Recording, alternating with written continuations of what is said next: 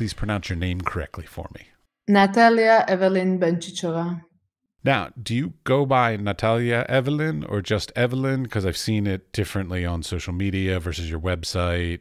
I go with both, but for my work, I usually use just Evelyn. But I don't mind also using both. Depends. All right. Now, where are you from? Because you have the ova that is Czech. I'm from Slovakia. I was close. Yes. I was actually born when it was still Czechoslovakia, just 1 month before it was Slovakia. So Slovak Republic.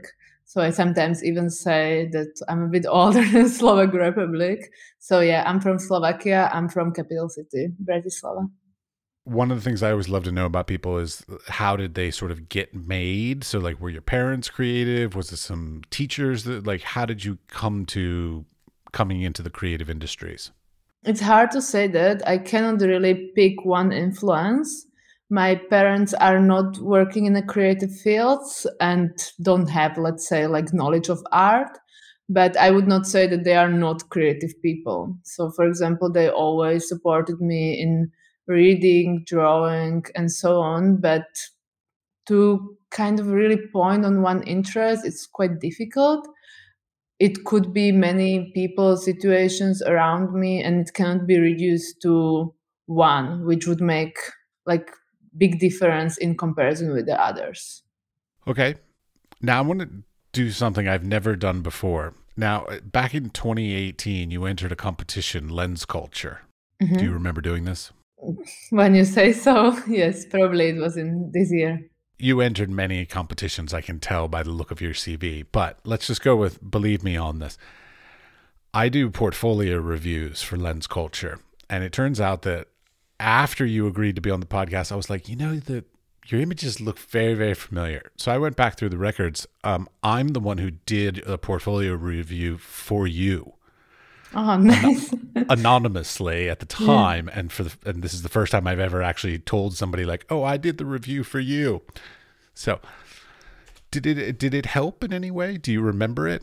I know I was involved in this as it was a couple years back. I don't remember, for example, with which project, but for me, overall, being exposed on different platforms, medias, or in case of some awards or competition, has been great in pushing my work further and showing it to a wider variety of people. So for me, that's why I do it. Also, that I know it can bring the newer audience to me and my work to a newer audience or different audience.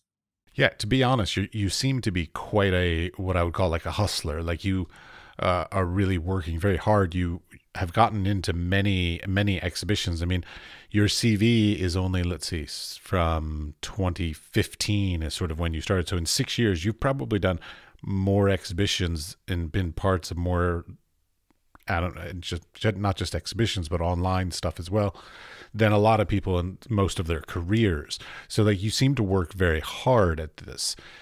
How do you do this? Is it networking? Like, do you go out and physically meet people? Is this like social media? Is it entering competitions? So like, how are you putting all this effort in?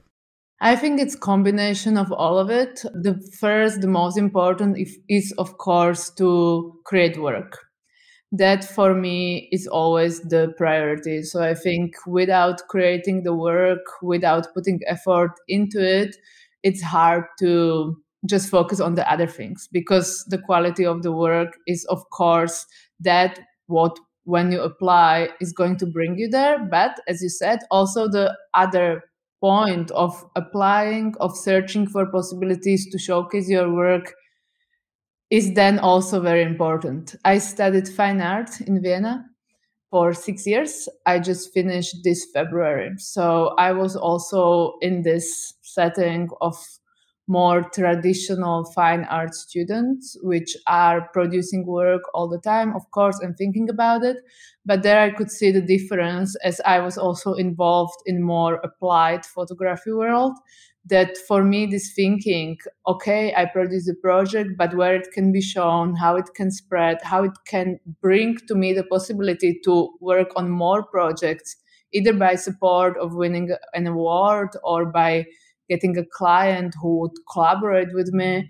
So for me, these things were always connected, even though sometimes when I feel it was too much on the side of working on exhibitions or writing grants or other things which are not connected, like on the first place with creating the work, but kind of the background. When I do this too often, then I start missing creating, and then I have the feeling, okay, I'm very happy that my work is around, but it's important for me to develop that more than anything else.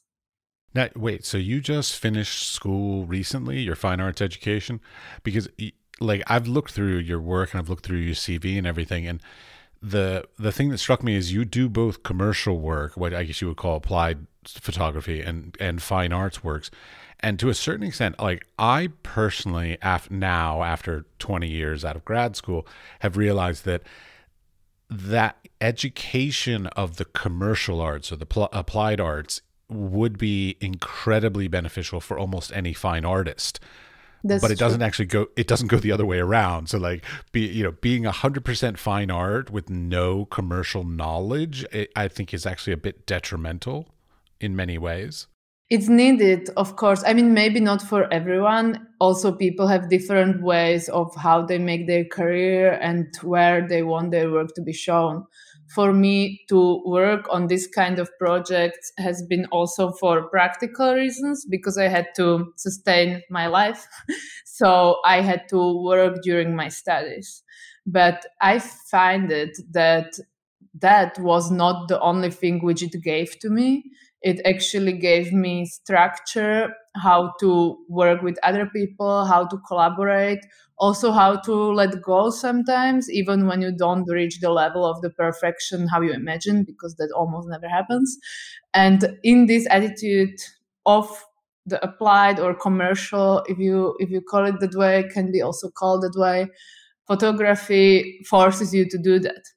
And I have to admit, which I'm reflecting on only now, I'm realizing as I finished the university and as during my studies, I had to work on a projects which were not just personal projects, not just mine, and where I had to do a couple of compromises, that I kind of missed the possibility to focus only on the artistic side, which many other students had, let's say the students who didn't have to work. But I think at the time it was really important for me, and that doesn't mean that I can't focus on it right now. I'm also thinking about studying further, but as you said, this is also very important knowledge, which you have to, not have to, but which you should, I don't want to like force anyone into it, get to you, because even if you're an artist, you have to deal with people, you have to know what your work is worth, you have to know how to organize things. And for me, my working practice, not my studying practice, was really beneficial in this. But I often met with this opinion as I attended the department of classical fine art.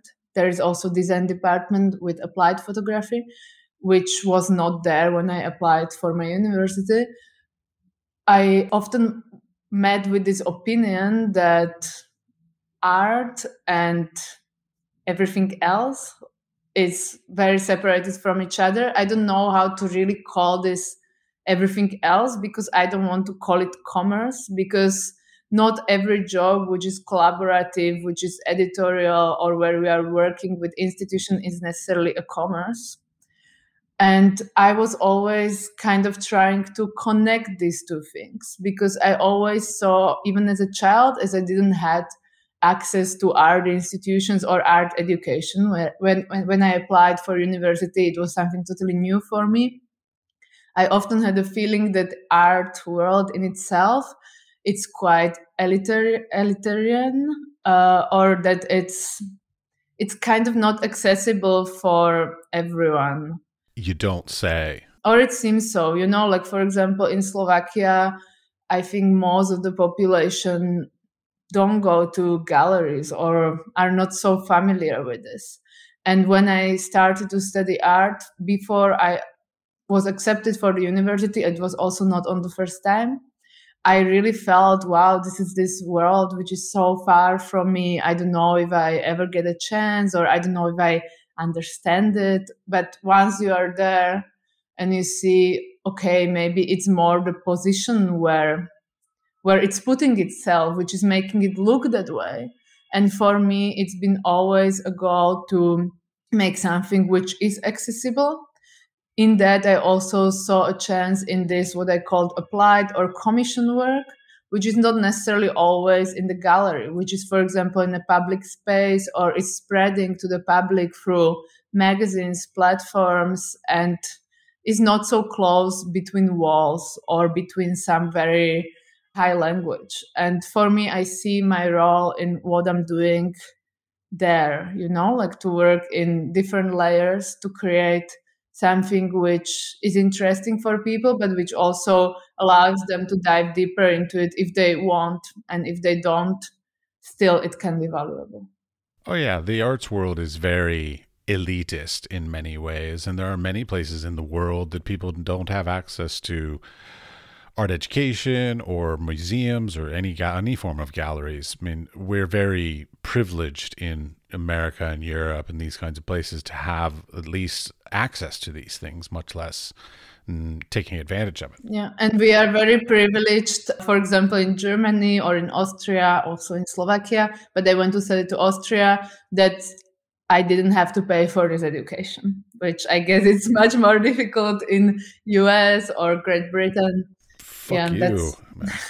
I'm so envious of that. I really wish I had known about that when I was younger and taken advantage of that.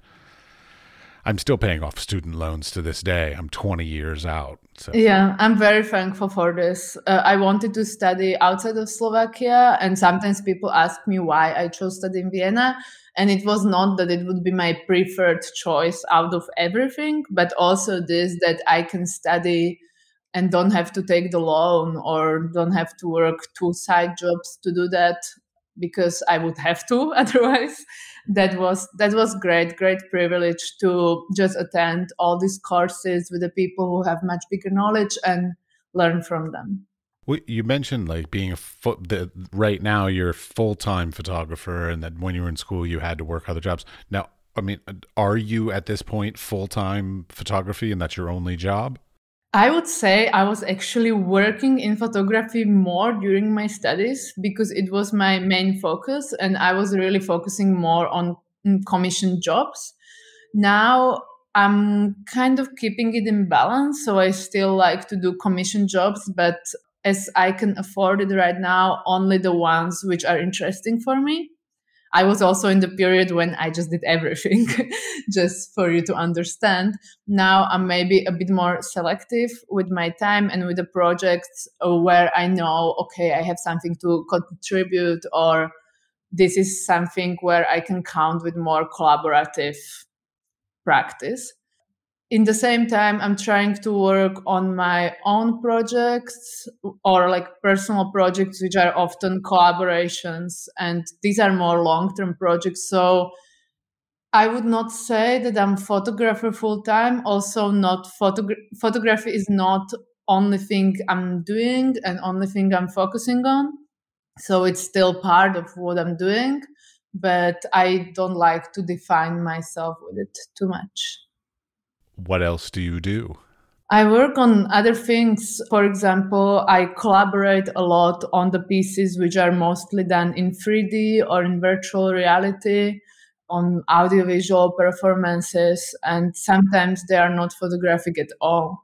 Okay, but you're a full-time artist, let's say. So one way or another, like all of the different projects you're working on are sort of artistic in their merit and their style. Yeah, visual creative full-time. Okay, so that's the term you want, visual creator? I was always kind of feeling really unsure to call myself artist. So when people ask, who are you or what are you doing, I would say visual creative, because it's true, I work mostly with visual and I'm trying to be creative. Well, it just like that, those definitions that are put onto us or that we give to ourselves. Like there was an old tradition that said the term artist is only something that can be sort of bestowed upon you by somebody else. So you should Yeah. never call yourself an artist, but somebody else can call you an artist. But then also, like, I always hated being called a photographer because I think it's very limiting when people says, "Oh, you're a photographer," because most people, if I say, "Oh, I'm a photographer," they go, "Oh, you know what? I've got a wedding coming up. Will you shoot my wedding?" And I'm like, "No, fuck you. I will not shoot your wedding." I totally feel you. And I kind of observed that a lot of people I know who are working mostly with photography, but not only, have this problem that as photography became such a part of our lives, as it is something with which we engage every day with our cell phones, which is something what everyone can do. This is also the opinion, everyone can do photograph. Yes, that's true. And that by being a photographer and kind of having as your job or as your task, making pictures, this is not true for most of the people who work with photography. Because I've always said for me to take a picture is really the it's very important. It's just capturing what I did, and it's the last step and the step which takes me the least time. But everything what happened before and afterwards, it's actually what I do.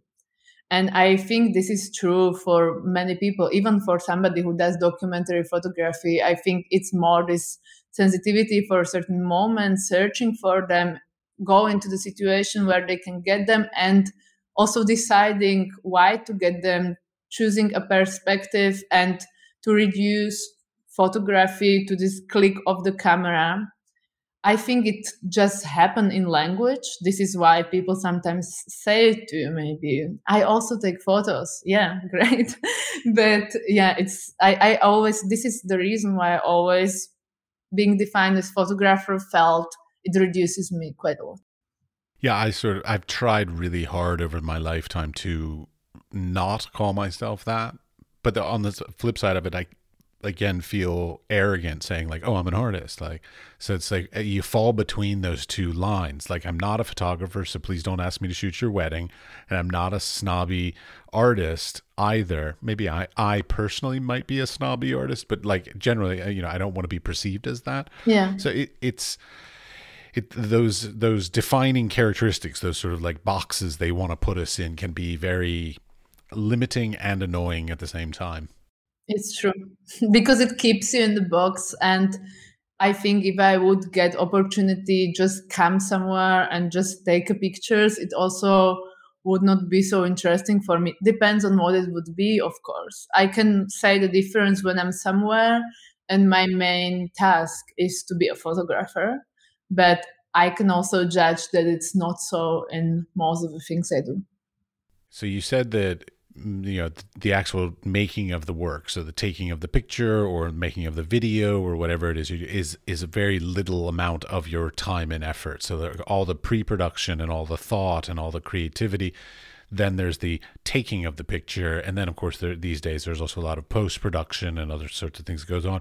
So like if you had to break down your work week, how much of your time do you spend doing what?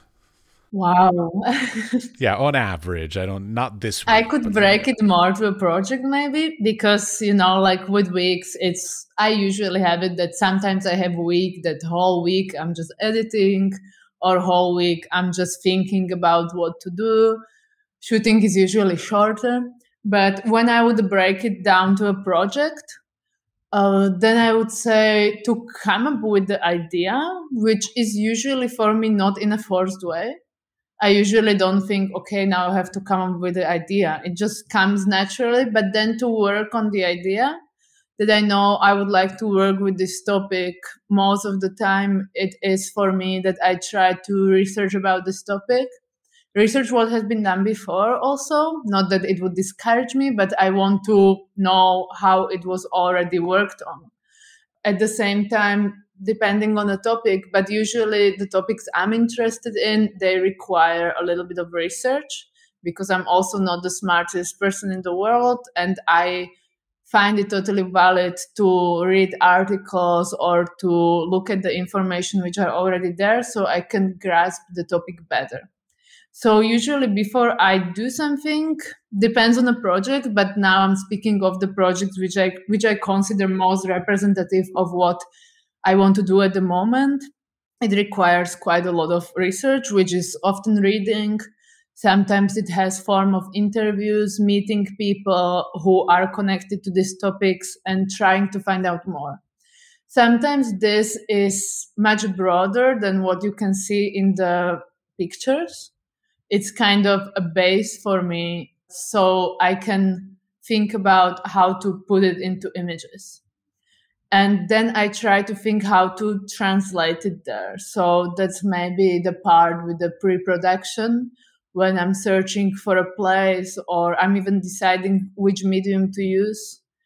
That's what I'm saying. Sometimes I'm photographing digital, sometimes I'm photographing analog, sometimes I'm not photographing at all, and we do everything in 3D or in VR. I'm trying to also think for the best way to grasp the idea for the project and for the understanding. And of course, all the things around searching the right people I would like to work with. With collaborators, I have kind of steady teams, so that's for me quite easy. But for example, if it requires to find models or actors, then I put quite a lot of effort into it. Not just how the person is looking, but if it's possible also to know the person a little bit, to know if they can relate to it, to search for a place where I can kind of feel it, and making sure that I create something or that we create something like a stage which is prepared. Don't take it as a literal stage, more like conceptual stage where I have idea where we are heading, but that I can allow myself there enough freedom to experiment.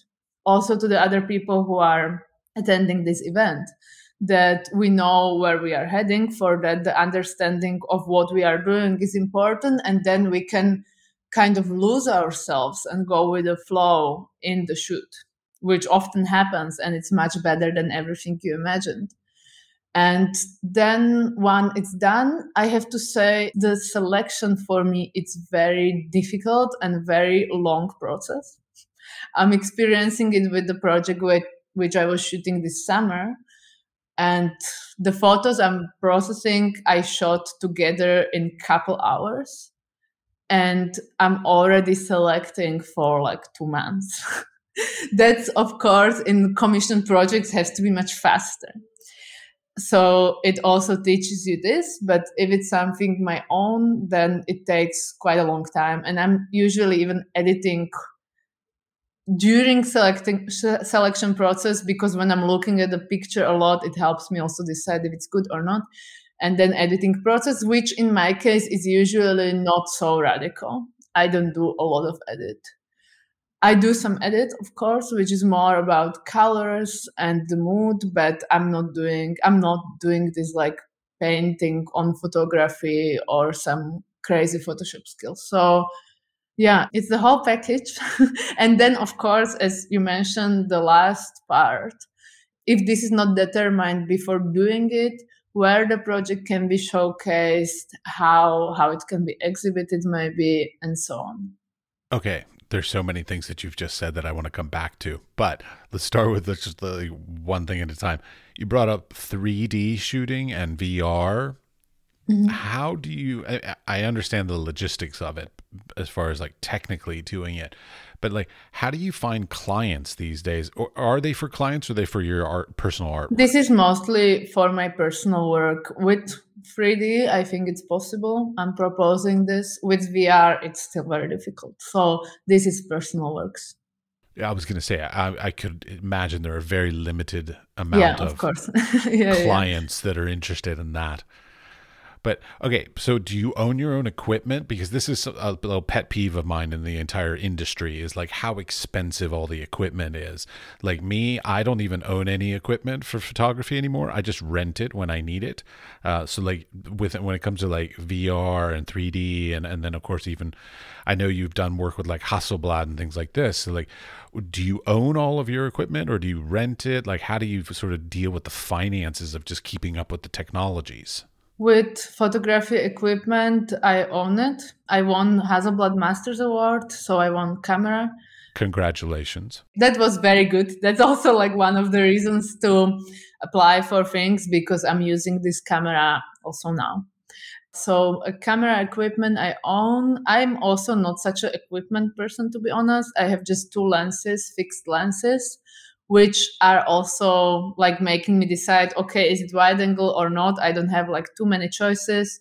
Then I have analog Hasselblad camera, which I bought secondhand, and I'm mostly using just one lens because I'm traveling with it and so on. So I don't want to have the whole package. With the 3D and VR, no, I don't have. I collaborate with people. Especially for VR, it's very technically demanding. You need very powerful computer, and sometimes you need team of people, sometimes even coder, depends on how complicated it is to execute what you want. So I'm working, for example, with Enes Guc on 3D. It's a very good friend and collaborator of mine who's very talented. And then with Iconospace, which are also my friends here in Berlin on VR.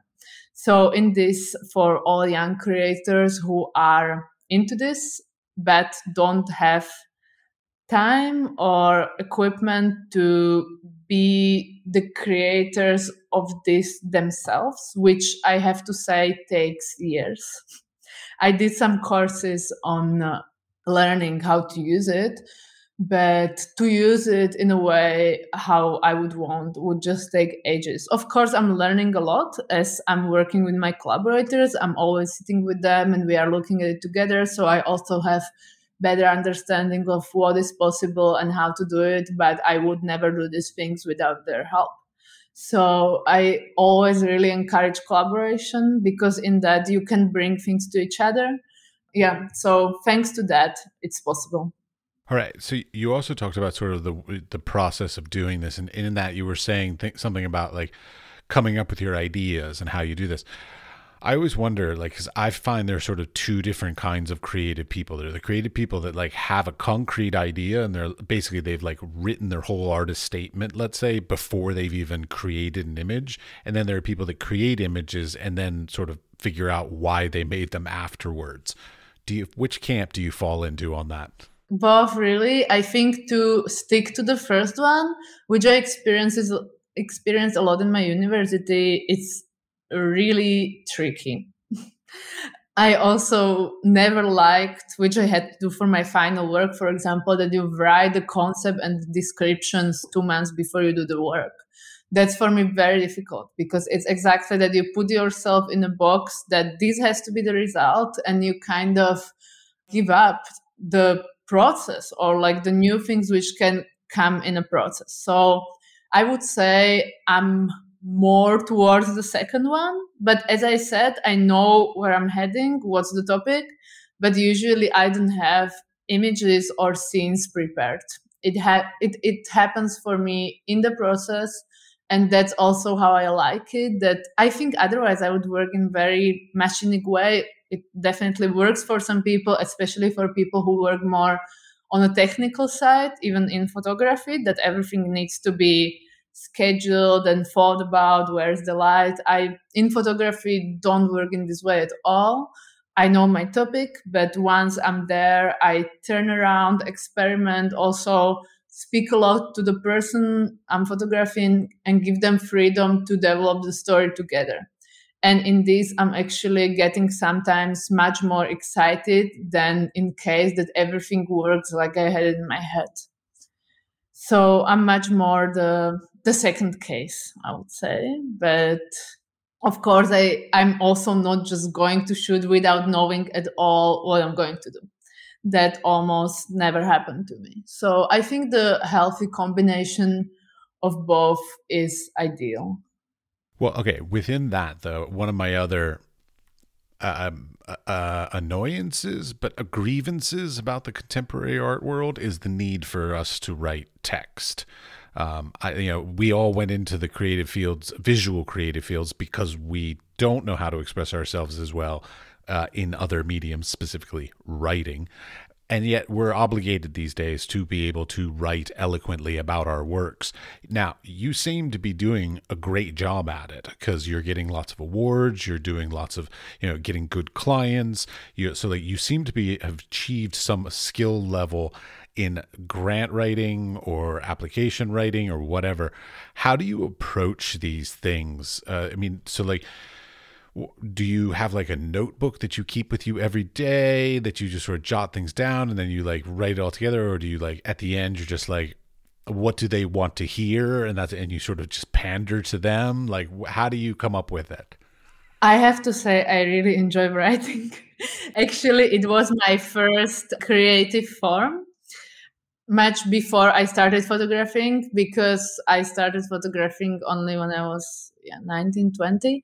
I had very bad eyesight, so I never thought that my visual sense would be an advantage. I underwent operation then, and then I started photographing also. But before that, actually, I was writing as a child. I never saw it as anything professional or anything that could be my career, just for fun.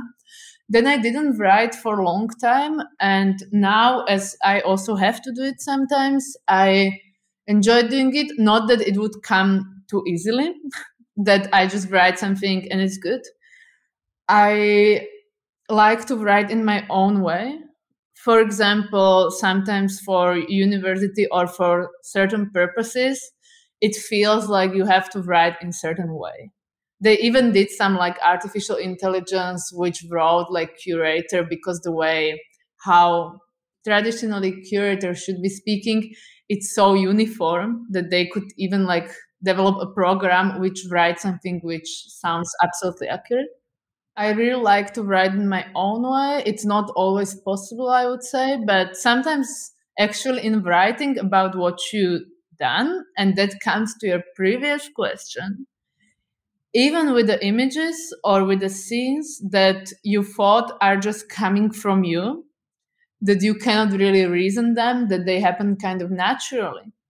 Once you have to write about them and you have to think about them, you actually realize why you did them. It's deconstructing in a way and really taking time to read even the image you yourself wrote, and you can find there things between the lines. So I thought with the works where I had to write longer text, which is not all of them, for some works, it would be incredibly difficult for me.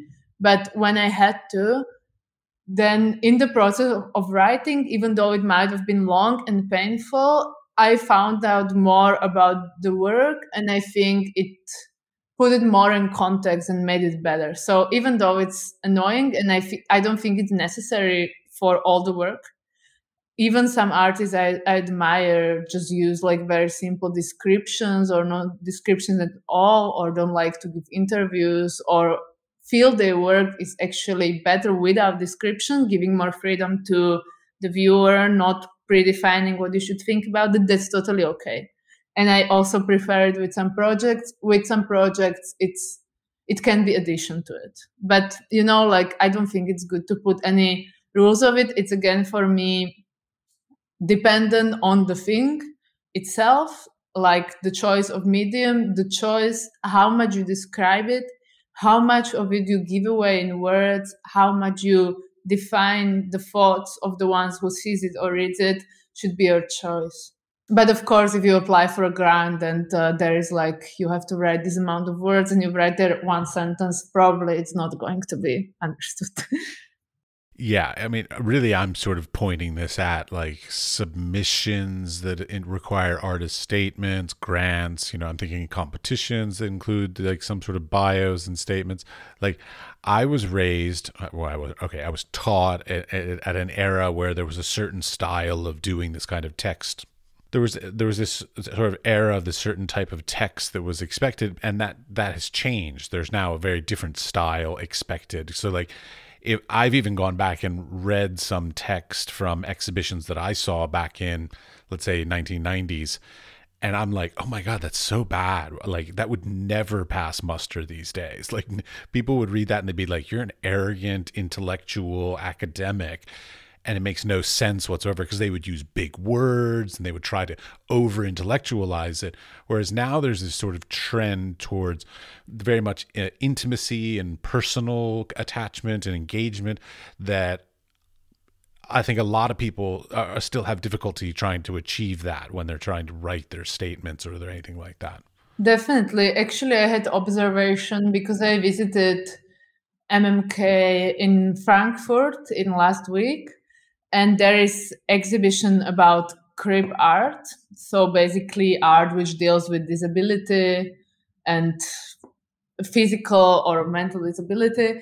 And their whole text on the website had this option to translate it to simple language. So it's for people who cannot or don't want to read this complicated language. And I put this choice. And it was amazing how this complicated text was broken down to something completely understandable. And then I thought it would be great if everything has this option, because suddenly, even though I don't have any disability with reading, I could just understand it so on point and so better. You know, like, I totally agree that some text has its poetic value, but with most of, let's say, professional text, it's hardly understandable. I was, for example, doing this collaboration with scientists in Austria, and I was supposed to translate their research into picture. So I read their research, and which was in English, and I read it and I had to write them like, sorry, I cannot understand it. Like, I cannot understand even single sentences. Can you please explain to me? And they were like, of course, it's so normal that you cannot understand it. This is our scientific language, which we can understand between each other. And then they broke down their concept to something which I could get. And I could get what the research is about, but the language was limiting for me.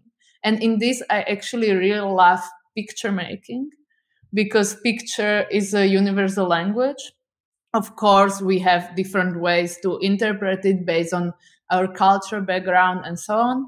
But it doesn't have this limitation of words and of different languages. So in this, it can actually be accessible to more people. Indeed. I mean, there's this horrible separation of the academics and institutional and even granting. I mean, like, see, my pet, I'm going to, this is all about my pet peeves, but like, my problem is also like there's a different vernacular even from region to region. So like, I tried to find some grants at one point for mobility grants. You know these, right? So like travel kind of things. In one region, they're called mobility grants. In another region, they're called travel grants. And in another region, they're called something else. So like, even just trying to express the exact same thing, if I'm looking in Norway or Germany or the Czech Republic or in America, they're all named differently. So like, I have this real big obsession that I really wish that the entire arts industry could come together with like a common vocabulary just to start with, because like, even things like artist residencies, you know, like, God, I mean, I love artist residencies so much, and I look forward to doing some in the future, but they use such, every culture, every region, every residency has its own vernacular, and then it falls back to us as the creative people to not only read whatever they wrote, their instructions and their mission statement and all this, and try to understand it, but then we have to sort of regurgitate it back to them, and that is so tedious and time consuming and difficult, and I just hate that part of the process so much. It's the same with the technical terms. In photography, I think it's not so radical, but for example, when I hear my collaborators Joris and Enes speak, together, sometimes I feel like I cannot understand what you are telling, because they are really speaking in the technical terms of VR and 3D, which I would say, okay, move it this way, but there is a term for it actually, which of course they always then say to me what it is. But when you just hear like them speaking to each other, you almost feel that you are totally foreign to it. Yes, I know.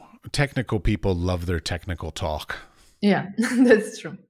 Yeah, I know. Same with academics. We love our intellectual speak as well. But okay, I also have a question. So you do exhibition works. I know like you've had some works at the one in Stockholm. Fotografiska. Thank you. I'm so bad with their name. That when you make prints, so like how do you choose? Well, I guess the question would be like, how obsessed are you about like materials and then like scales and print runs and these kinds of things? These are the kinds of things as a photographer that I always sort of am fascinated what other people choose to do. I have to admit, I was never too obsessed with it. Okay, I am. So okay, that's why I'm fascinated. I'm getting there also, because like when I was doing most of my work earlier, I never even thought of it being printed, to be honest. Wow, you're so of a different generation than me. Yeah. Exactly. And also, like things which happened to me, which I'm very thankful for, that I would have some work in a gallery or something. When I was starting in the first years, I was never really thinking this can happen or that somebody would buy my work as a print.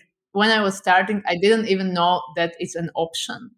Because as I'm telling, I was not really aware of this like art sphere. So I was thinking I will work for a client and the photos will be used.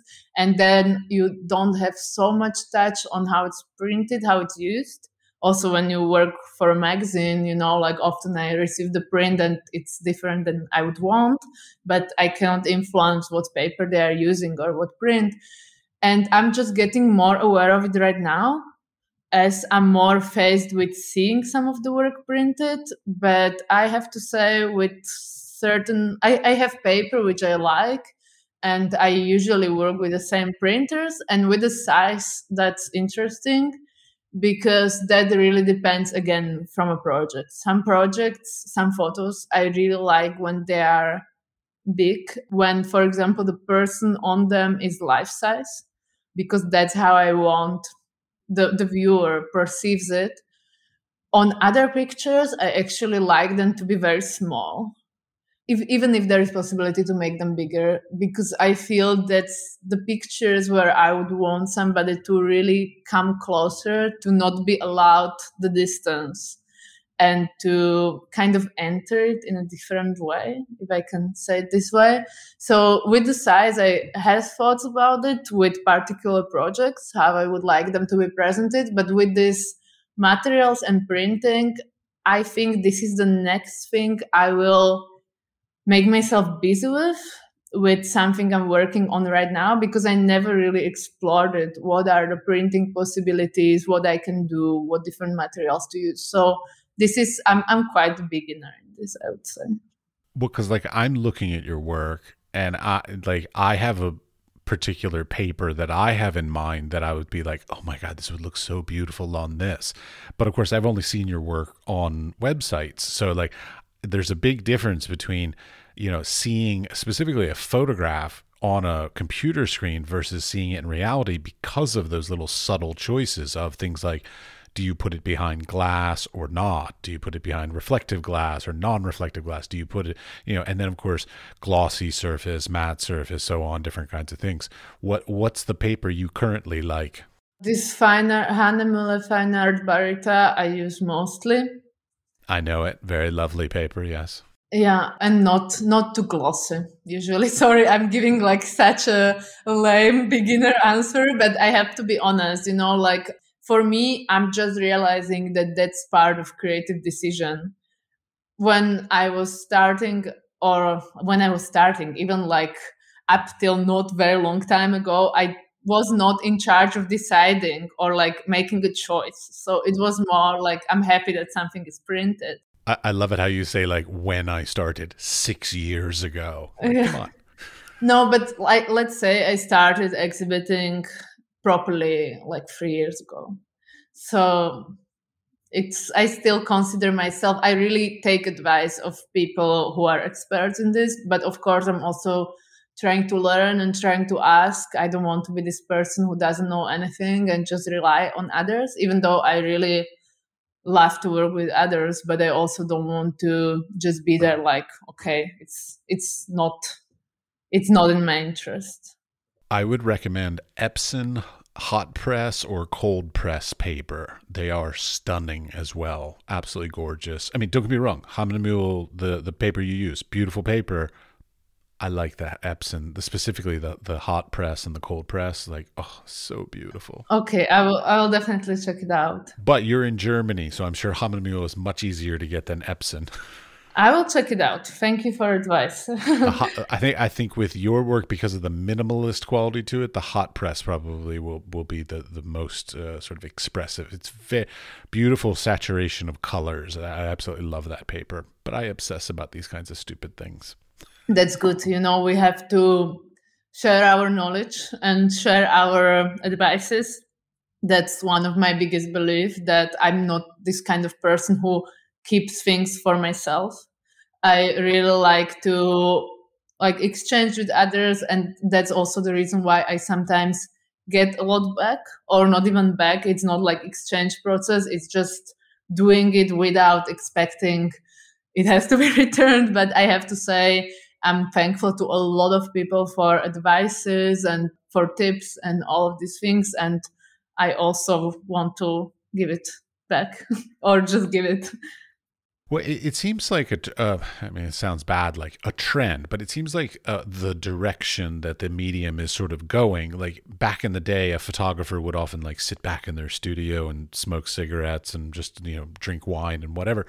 But like these days, it seems like there's a lot more collectives, a lot more collaboration, a lot more of these kinds of sharing than there was, even 30 years ago when I started out. Because I remember at times, like literally, I'd be like saying to somebody like, "Hey, how did you do this?" And they'd be like, "I'm not going to tell you." Wow. And I'm just like, "Are you fucking kidding me?" Like, even if you told me every single thing that you did, I will never make something just like you. So, Definitely. I think this exists also now with some people. I respect it, but it's not my way. oh, yeah, wait, I got a question about that. So I have this opinion. It's totally my personal opinion from my own experiences, primarily in America, just to clarify this as well. I find that most male photographers are very catty and short and competitive and this kind of stuff. Is that true in Europe and specifically also with women photographers? It depends on the person. In my case, it's been always a lot of people willing to help and to advise. Also, that I would like to your totally first question. In Slovakia, there have been a couple of people who really helped me when I was starting. Like I didn't have money for a studio, so I was like assisting there sometimes. I could shoot there. So I myself experienced a lot of support. And I think it goes both ways, like when people feel that you are also open and not like that, then they also don't have the reason to keep things so tight. I'm also not a person that I would ask somebody like, what are you working on, and go home and do it. Like it's maybe when person is in the crowd or the mindset that they feel, okay, I cannot trust anyone, or like people around me are, I don't know how you say it in English, like without backbone. We say it in Slovakia. That works, yeah. Spineless. Spineless.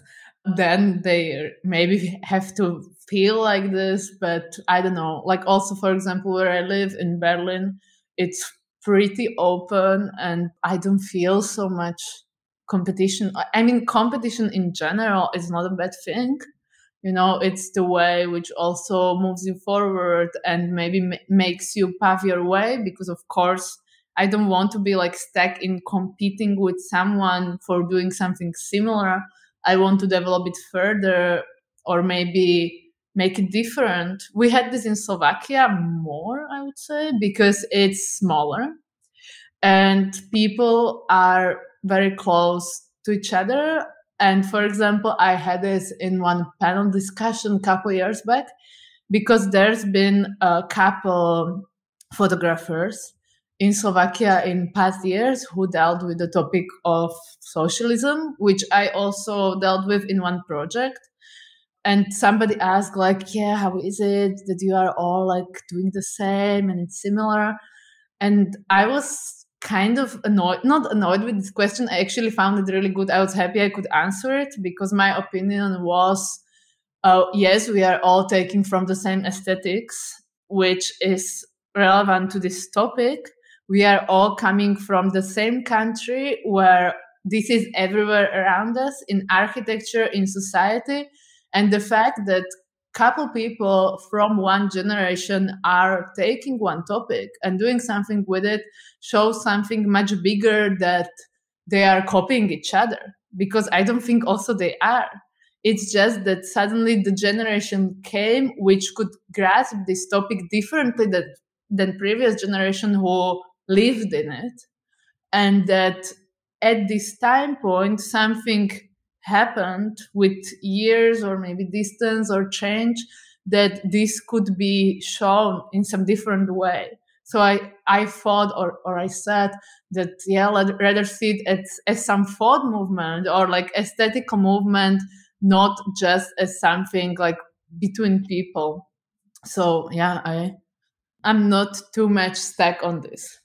Yeah, I mean, when I was an undergraduate, I had this guy, Chris, and he and I were sort of competing against each other.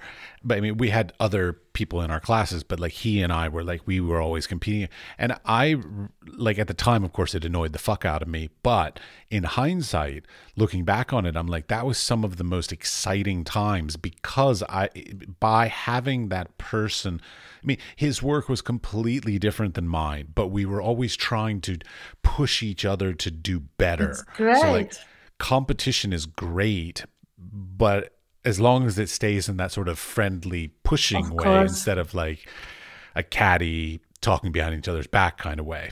Definitely, like if it's in the form of motivation and challenging each other, I don't see anything wrong about it. If it's for the person really something which is stopping them or like causing some form of hate, I don't think that will move you anywhere. Like it's also how you take it.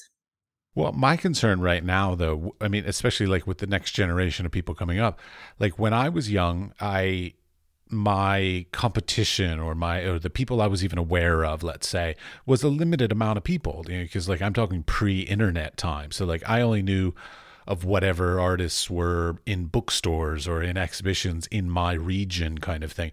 But now your potential competition or your potential inspirations or things that could influence you or whatever is the world. Like, between social media, websites, like virtual galleries and all this kind of stuff, like there are so many things that could influence you both positively and negatively that sometimes I'm like, how do people still make work? Because like if you paid attention to all that, it could just crush your spirits. It's true, but it is a fact. There is no way to stop it. I'm also not against it. I find it really kind of democratic that, like so many people can have their work exposed, which I think was really different back in the days. Also, my first pictures got known through internet, through Facebook back in the days, I think. All of them were deleted later because they contain nudity. But it was on Facebook when my work started spreading, and I didn't really expect it also. So it was not a really traditional way, for example, that you study and somebody finds you there, which also can be the case, or that you work. I think internet made it easier that the connection, the contacts are maybe less important, even though it's still important when you continue in your career. But, this first possibility to get your work out there, it's much easier, but it also makes it much more difficult to make it extraordinary because there is so much so many wonderful works out there every day. And it's also really easy to be lost in this amount of images. So I think persistency and kind of continuing in producing work which is meaningful is really the way. Like it's not enough to make like one image which is internet hit. And also I don't want to just be some internet hit. And I think I had it also that when I was younger and I started to do first things which were internet hit, but today it's the work I don't see so highly, let's say, because for my criteria right now, it was more like shocking and visual, which is enough for that. But once you want to move further with it, you have to develop also.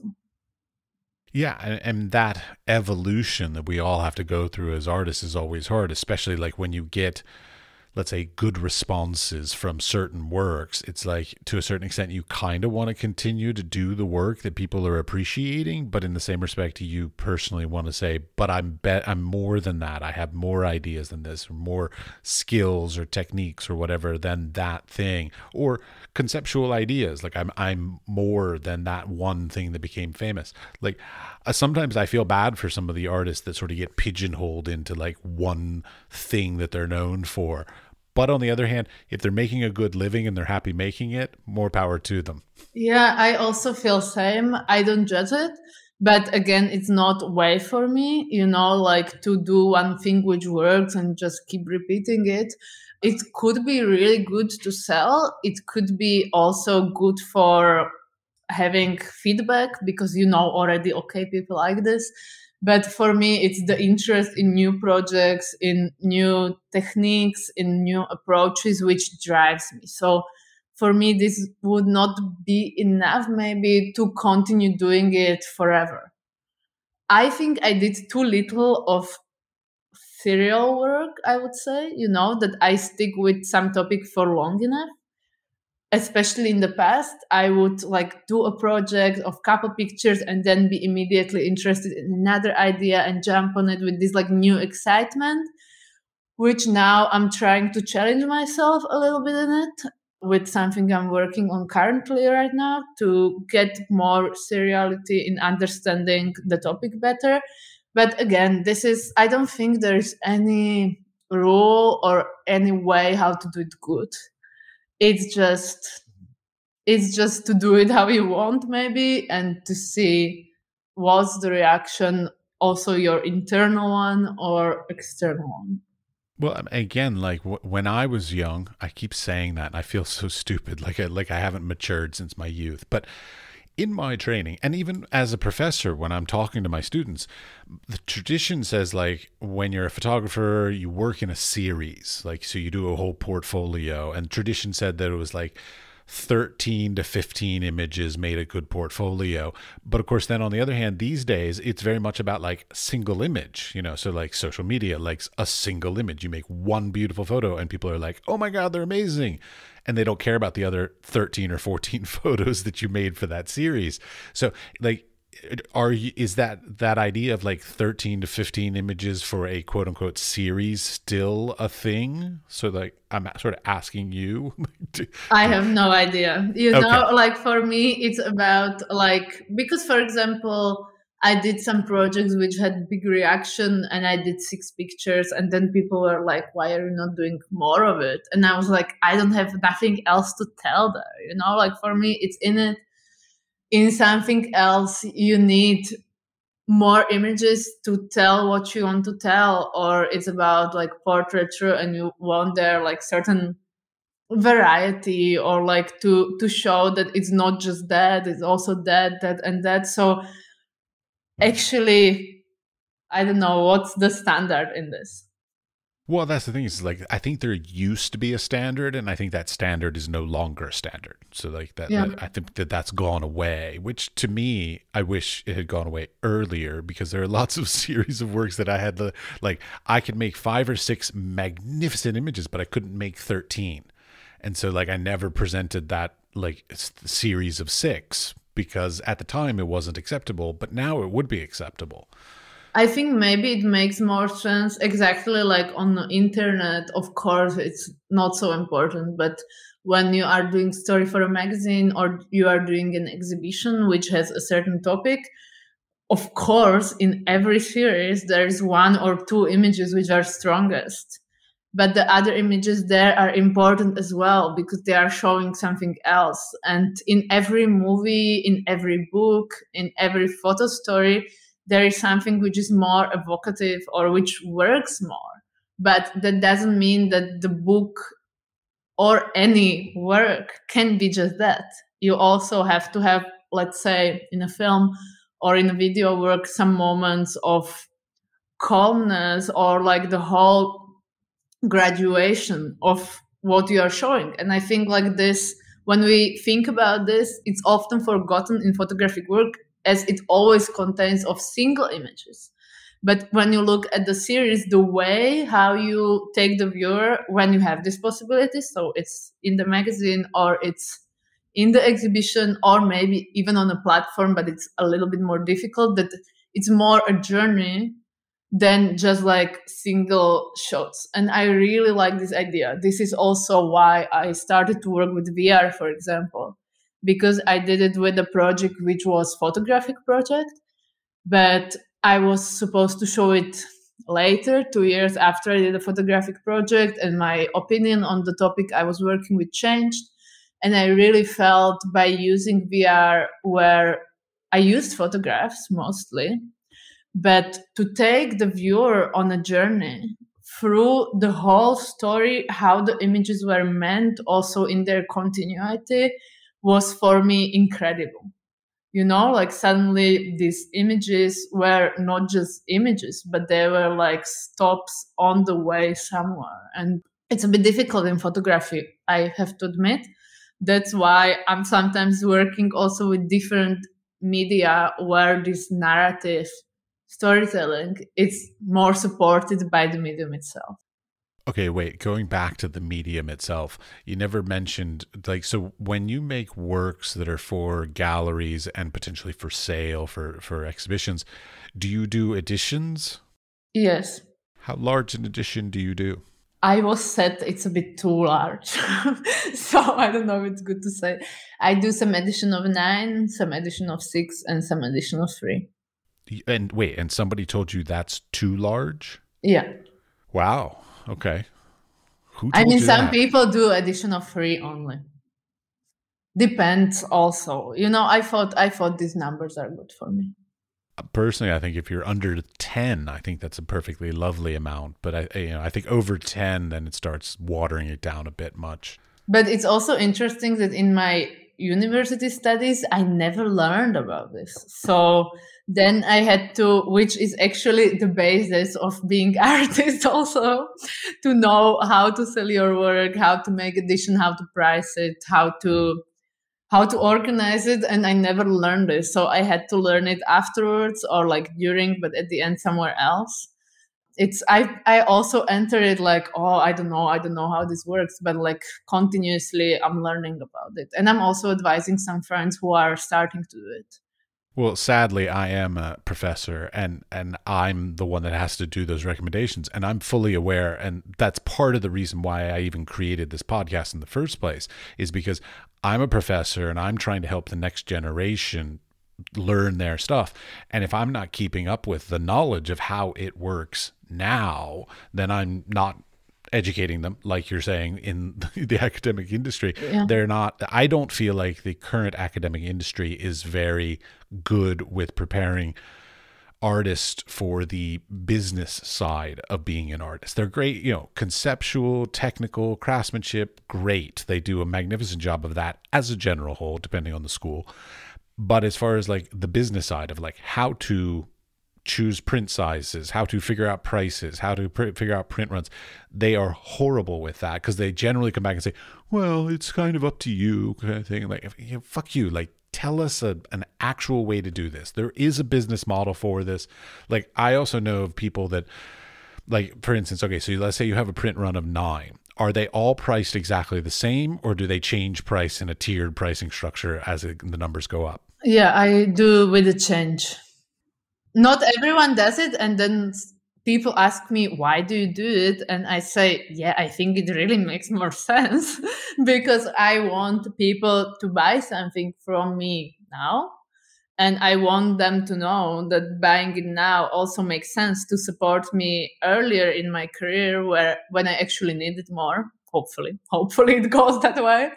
And then when more is sold or this work is more exposed, it also gets more expensive. For me, this just makes sense. I thought actually that in US, the schools or like the overall education opinion is more business oriented. Even my friends who studied in London, I felt really that they have in their universities much more pressure to make their work also work in this way. While, for example, in Vienna, I didn't experience it so much, but you know better. Well, admittedly, America is substantially more capitalistic when it comes to the arts than Europe is. I mean, Europe, as far as I can tell, like the big dramatic difference between the two is America is all about capitalism. So it's like you go out, you make art, you put it up on a wall, you sell it, you take the money from the sale and you reinvest it. Whereas Europe is much more about the idea of like you come up with an idea, you find a sponsor, a grant, a residency, or something to help support it. And so to a certain extent, the actual selling of the work is almost irrelevant because the production has been paid for already. I love that European idea. I really wish that had been my childhood. It's not easy. Actually, I started applying for grants only with one project, which is not finished yet. And I have to say it's very difficult. Actually, it takes almost, because I was doing it myself also. And exactly, if you don't like writing, then it's very challenging and it takes so much time that if I would maybe do a job in this time, I could finance it myself. But I wanted to try it and it also worked out in some ways, but it's not easy way. It's not easy way at all. It's also a lot of work. And I know some of my colleagues who are more experienced, they are already professionals in this. So it's when you know how to do it, it gets easier and easier. But if I would just rely on that, I wouldn't do almost anything.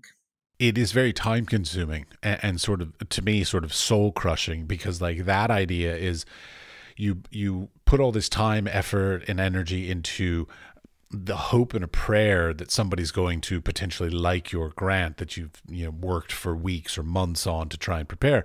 Whereas if you do it the other way, where you like make work and then from the sales of that work or from that commercial assignment or whatever, you then fund your project, to a certain extent that's a little more secure in many ways. It gives you more freedom, because for example, now we have some grant for a project which couldn't finance the whole project also, but probably we are not going to present it for the deadline, so I will have to return it.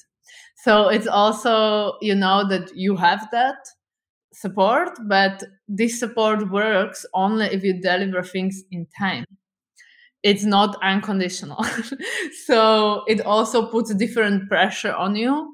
And I don't want to put project out just because of that, if it's not where it's supposed to be. So you have to also count with that if you don't fulfill this, then you have to return it, probably. Well, and that's another big pet peeve of mine is the amount of what I call like strings attached to support. Like there are constantly criteria you have to meet and like reporting things and all the different like, oh, well, and this grant is about ecological this, or, like they have all these different things. Yeah. And it's so difficult because I really want, like personally, my dream, this is what I want. I want patronage to come back so that like just a person with money or a corporation with money, I don't care who it is, says, we love what you do. Here's some money. Now keep doing what you do. My God. It exists, fortunately, but it's rare, yeah. Where? I want to move there. I had also some like private support on this project, like in a way of producer or something. So it's not big sums of money also. It's just, but it's very helpful for our projects. So for this particular project, like just helping you to get it done. It exists, but I also didn't met with it so often. It was the first time when this happened. So it exists still, but yeah, it's also not possible to just rely on that. I usually don't like to rely on one thing, so I try all the possibilities. It's for the sake of the project also. So whatever you can do to make it happen, it's good. And with all the responsibilities included in this, that's like something you have to carry. But yeah, if I also said, like when I was young, not that I'm really old, but I also see the difference of how I was thinking, that when you are looking at the work of some established photographers and basically you have no chance to do that. Like the production value of the set. I was very lucky to come from Slovakia because I got great locations for no money. So when some people saw our work abroad, they were like, wow, this production value. And we were like, there is no production value. It was just that it was different in the country where I come from to get access there, because it's a lot of these places. But when you are looking at, for example, some works which are really technical or done with a great set, it might be a bit disappointing for somebody who is in the beginning of their career and want to work this way, because no one gives you this trust. Yeah. I mean, like when I look through your works, I keep wondering about the idea of like, have you always worked with, so let's say specifically with your photographic works, so not the other, the VRs and all the videos and stuff. Have you always worked by yourself, or do you have assistants? Do you have sort of crews that help you? Because some of your works have large amounts of props. Some of your works have large amounts of people, like models involved in it, things like this. So I'm just wondering, like, how much of it is sort of you, or how much of it is trusted sort of collaborators? My work is always collaborative, but I never had like assistant or anything. It's just like, especially with the earlier works, which are the works with bigger scenes, it's friends helping and then me helping friends. Or my friend Marek Werfel was helping me a lot with light, he's a photographer himself. Then I was helping with him with other things. So it's again just this like helping each other approach, I would say. Even today, I don't work with light assistant sometimes because I'm not so good at it. But yeah, it was never that there would be really some like team involved. Of course, there was a lot of times other people involved. Then they are usually also credited helping, but not so much in like professional way that we would have like call sheet and who is coming and so on. It was just real, like, that's also what I say to people who are starting, that sometimes I'm speaking more of earlier work, that it is just that you have to sit down on it and be like, okay, I really want to do this. I was putting these calls on Facebook. Okay, who can please, like in 2 days? And people just wrote, okay, I have like 2 hours of time. So even if you don't have this possibility of real like organizing team in this like highly commercial way, you can still do something pretty good if you invest time and really go for it, I would say. Might be difficult in other country also. Yeah, region, like certain, I could not, New York, you would not be able to pull that off. I can imagine. I also studied in London for some time as an exchange, and it was very hard for me to do anything there. Yeah, I mean, if you want to shoot in any place in London, they're going to be like, you're going to have to rent the place for the day, and yeah, also with time of people and so on. It was in Berlin. I also experienced a lot of openness as I came here. People excited to be part of the project, to help, and so on. So this has been great. But I know that in a lot of cities, countries, the time is much more valuable. Not that this would not be valuable time, but that people cannot so easily find few hours to just participate in something, which is totally understandable. Okay, I rarely do this, but I really want to ask you like a stupid technical question about your work. In a lot of your work, so I'm looking through like the series like Taste of Leaving, Viva la Woman, Alice, Artificial Tears, and the Dior, I think. Is that what the one? Yeah, the Dior. Okay. You have this incredible softness and like I mean the monochromatic I get, you know, and the muted everything I understand. But when it comes to the lighting, how did you get, you almost have no shadows in almost all those photos. Is it just massive soft boxes or like how are you pulling that off? Except DR, it's all daylight, just how it was there. Wow. No, that's why I say that in Dior, I work with very good gaffer, light designer, Quentin from Paris. I worked with him a couple times, who totally got what I wanted. I work with Marek a lot in Slovakia, but not on these projects. So these are all daylight. I really prefer to work with daylight as I'm not this techie type who really thinks of like different light sources and so on. So if it's possible, yeah, I know also like Marek, for example, who helped me with light, he does it so good and always does amazing light with like very complicated setup. But for me, I really like to move freely also. So, you know, once you have light set up, you cannot sometimes move so much. And I like to keep it more spontaneous. So all of this, which you mentioned, is daylight. All right. But last little thing, like what you, so you're from Slovakia, you studied in Vienna, now you're in Berlin. Why did you choose to move to Berlin? There are a couple of reasons, or maybe there are not. I mean, I was always coming here quite a lot. It was also for like different than artistic reasons, just like I would say even like party life, but it's not about going to party. It's about what kind of atmosphere, what kind of people are meeting there. And I think that stayed until this day. It's okay. You can say party life. It's fine. Like, Yeah, but it's like you can go to party anywhere, but it's the no, atmosphere. A Berlin party is a very different party than a Slovakian party. Yeah, that's true. But now, for example, this is not a part of my life at all, I would say, after COVID at all. But it's still for me the place where I want to be right now. And it's because of the people. It's not really that like business wise, it's not really that I have most of my jobs in Berlin, actually not, but still it's the place where I like to return. I have my friends here, also friends who moved here from other countries, also some of my Slovak friends here, and team of people I like to work with. And I think for me, the overall atmosphere of the city, of course, it's busy. There is a lot of places you want to go to, a lot of things you want to see, good exhibitions.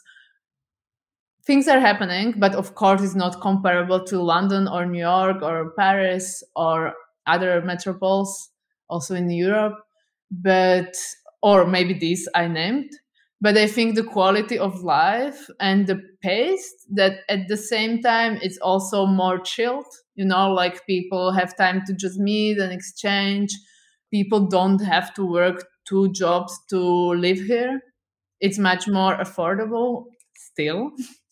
So I don't want to say that's the reason. I think that attracts a certain kind of people who are creative and who wants to live freely, and also certain openness, like openness in your mind. Like for example, in Slovakia, in my age, there is more like tradition that you should be already married. I'm not saying that this is how my friends are living or that how people are living, but I think people in Berlin are a little bit also extending their youth in a certain way. And that's also something I like, you know, that sometimes you go somewhere, you meet people of different age groups and most importantly of different backgrounds, different nationalities. You meet people from everywhere, and that really broadens up your thinking, which for example is very different to Slovakia, you know, like this multicultural aspect of the city is making it great. Well, I've heard from people who have lived and worked in Berlin that Berlin is an amazing place to be creative. However, it's not an amazing place to make money being creative. So, like, to live and work there, it seems to do very well for, artists, painters, and other creatives. But as you said, like, oftentimes a lot of their business, their sales, their commissions, whatever, often comes from out of town. But this is not problem nowadays, like I know that as photographer, it's kind of normal that for most of a photography project, I travel where it's happening, but that's not such a big part of my life, like I can travel to do a job somewhere. I work a lot in Paris, I work a lot in London, in Milan. I mean, in the last years, I almost haven't traveled. So I'm kind of rather thinking before that. And also it got much more reduced that people rather take person from there, which is changing just in last month. But when I think before, I was traveling a lot for work, but still came back here and have my life here. I also do some work here, but I would not say that's the reason to be here. But I would also say it's not really limiting me in work. I also am not in a stage of my life right now that I feel like I need to have like job every week. I rather want to be modest in this and take the job where I feel I can do it good and work on my development. So in the future, it can continue, rather than just totally burning myself as I did in the past, also just like doing, but actually really destroying yourself. So, all right, I've got one last question and then we'll wrap this up. You have a thing on your website and it's just called Work in Progress. And it's a very large woman with, or I shouldn't say woman, it's a figure with scaffolding.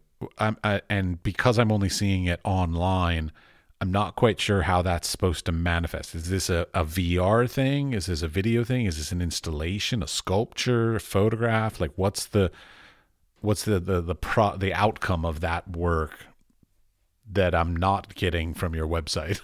Yeah. No, I love this question because this is exactly how I really like the outcome to be. Even with photographs, that people are not sure if it's photograph or painting or render. This is a 3D render, which is made to look realistic. So it's a photograph, it's an image, it's not a photograph, which is rendered in 3D of the scene, which is built in 3D in collaboration with NSGUC again for Barbara Thum Gallery in Berlin. So we were invited to do a virtual exhibition there, and we modeled the whole gallery and put their 3D scan and built basically the whole exhibition almost as if it would be there. And this is for Project New Viewings, which the gallery is doing. Thanks to NS, also we could do it really in the way which looks realistic. And it was also really funny because once we released it and then the photograph was also shown there, a couple of photographs, because you can do a lot of photographs from the scene. It's a real scene, like in theater. And you just move there with the camera. And then people visited it and they actually thought this is really there. So they were like, wow, I have to visit. This is amazing. So this was kind of funny and nice. And then we were thinking with Barbara to actually do it there somehow because there was such a enthusiasm about it. So this is a 3D render. Okay, that makes much more sense. Thank you. This has been absolutely lovely. Thank you very much for taking the time. Thank you. It was a pleasure. And that's it. Okay, thank you. And thank you for listening, whoever is listening.